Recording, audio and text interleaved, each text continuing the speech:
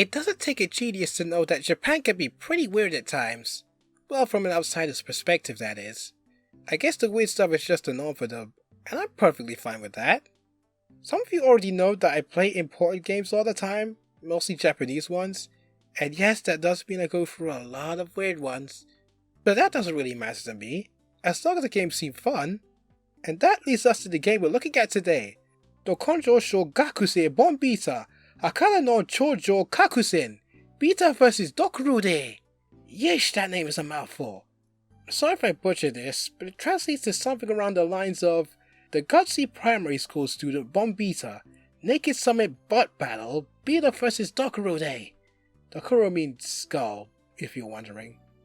For the rest of this review, I'll be calling it Bon Bita DS because I'm not saying that tongue twister of a name for the rest of this video. I refuse. Just like the last game I looked at, this game is also based upon a manga, but this time published by Couria Comics, and it's called, well, the gutsy elementary school student Bon Bita, created by a mangaka called Kogeiru. It's apparently about a pupil named Bita who is extremely poor due to his parents being in crippling debt. He doesn't even have clothes!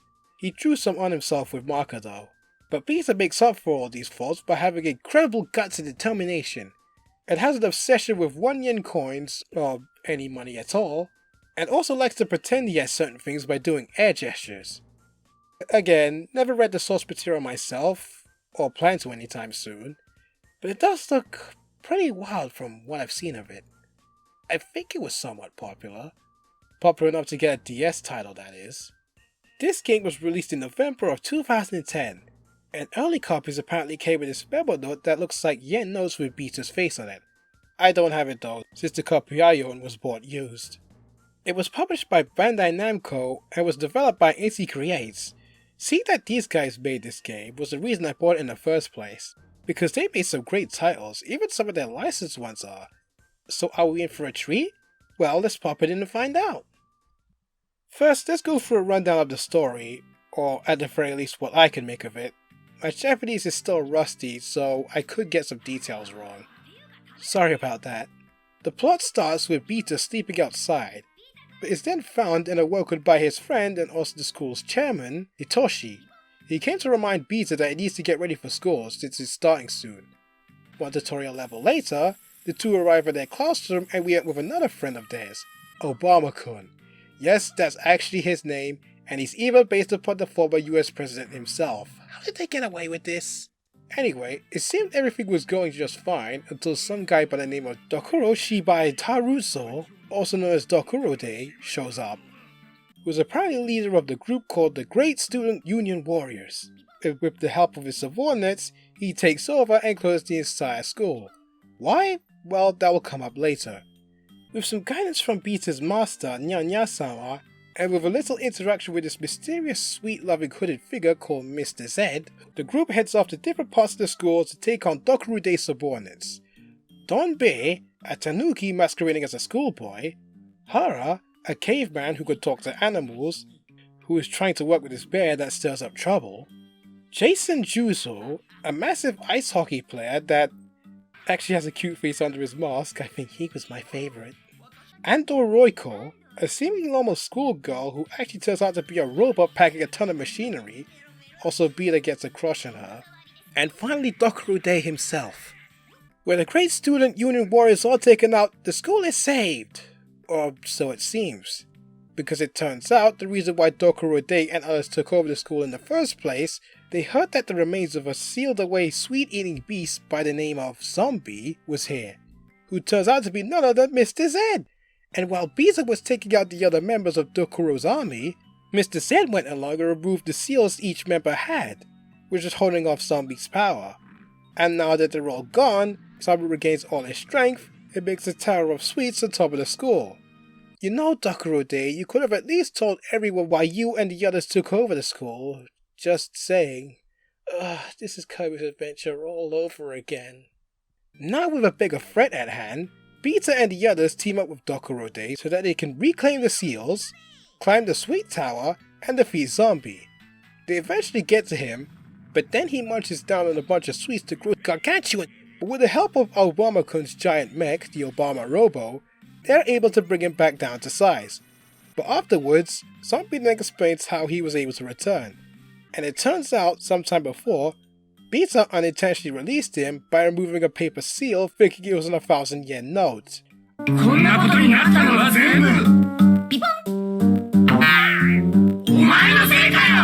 After one final showdown with Bita, Zombie is defeated and sealed away for good this time, so now the school is really saved.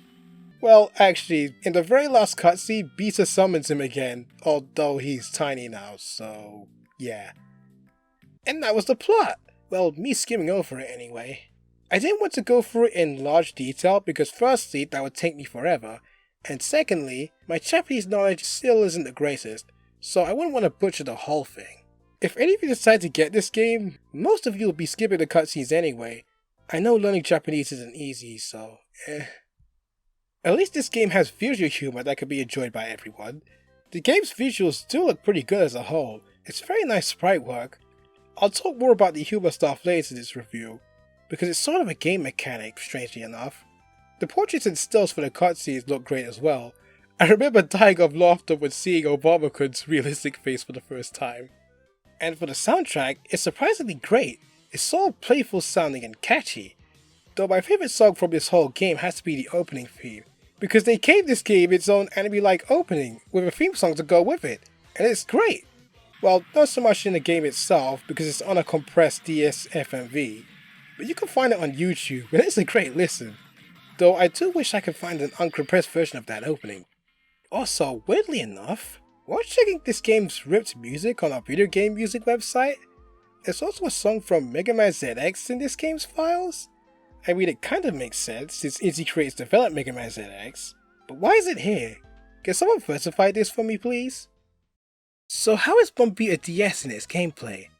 Well, this game is a somewhat standard 2D platformer, but has its own ideas and gimmicks that helps it stand apart from others. The first being the life meter, being represented by 1 yen coins. Whenever Bita gets hit, the coin is knocked off and it bounces all over the place, but it can be reclaimed if you grab it before it disappears. It's kind of like a simplified version of how rings work in Sonic games. There are also power-ups that can permanently extend your health if you know where to look.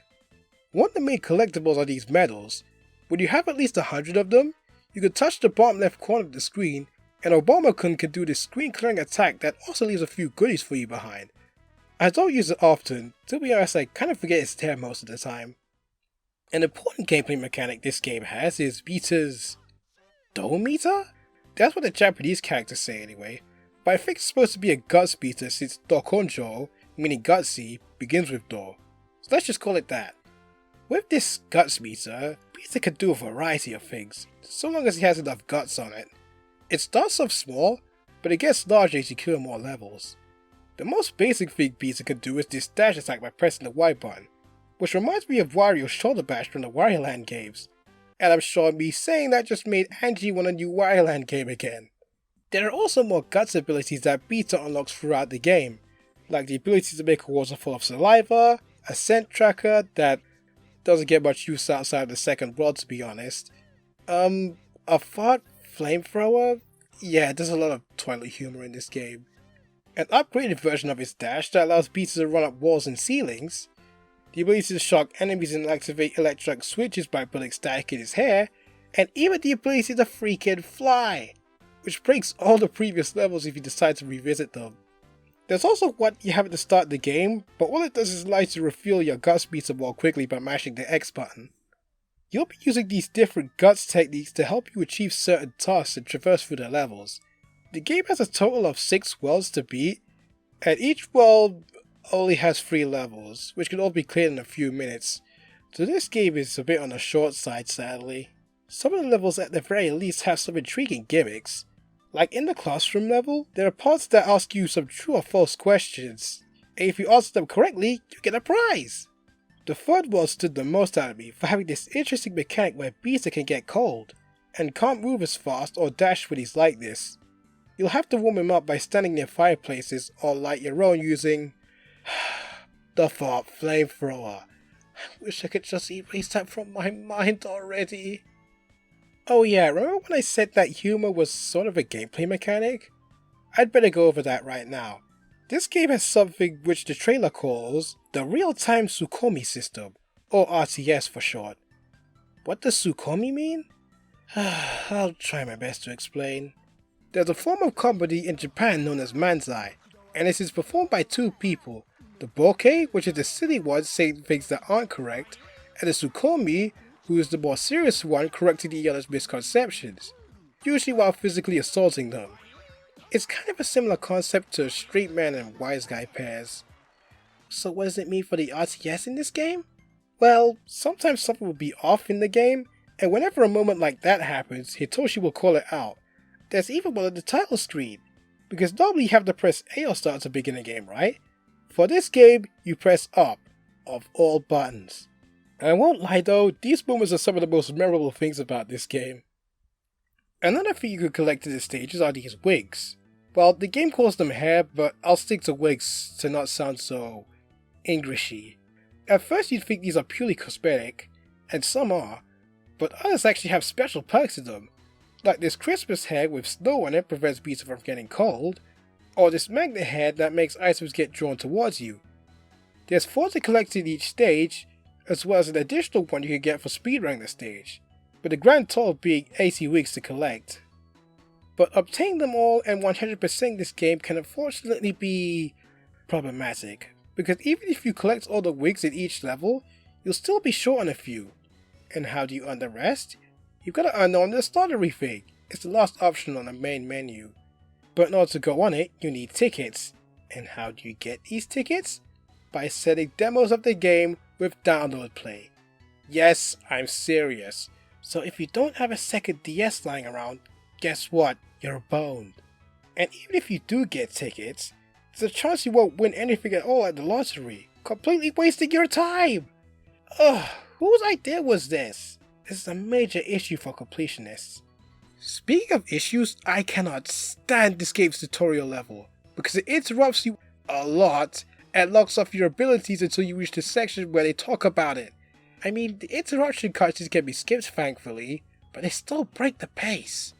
Why couldn't they make it like the tutorials in Kurogutsu Gigashin Dragon Warriors, where they taught you how to use your abilities on mostly optional signs? I mean, you guys helped to develop that game too, and it came out before this one. So why suddenly shift to this method if you know another one works better?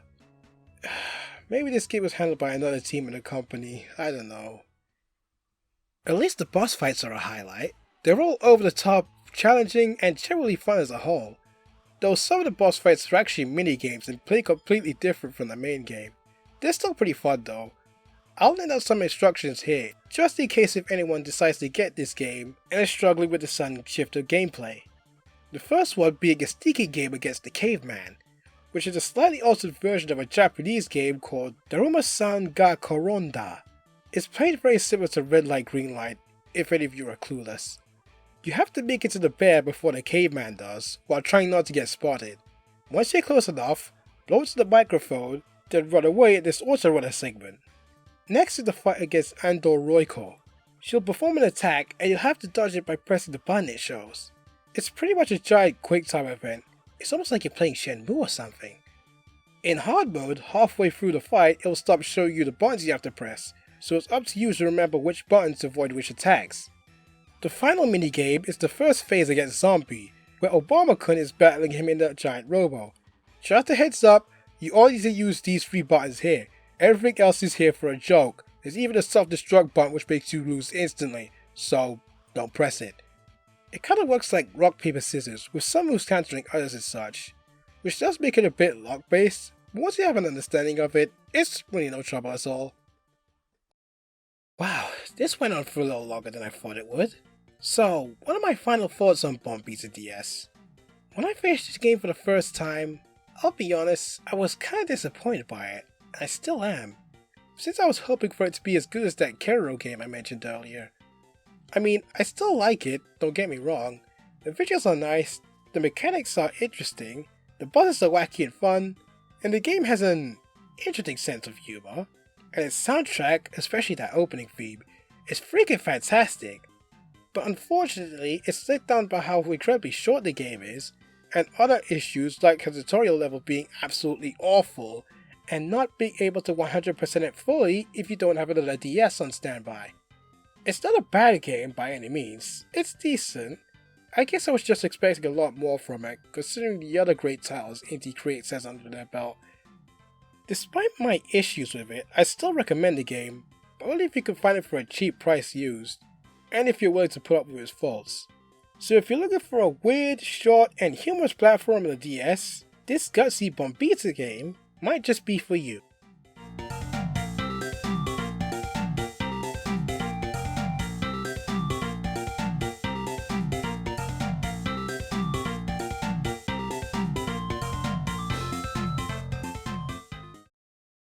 And with a little interaction with this mysterious? Ay ay ay. What am I doing?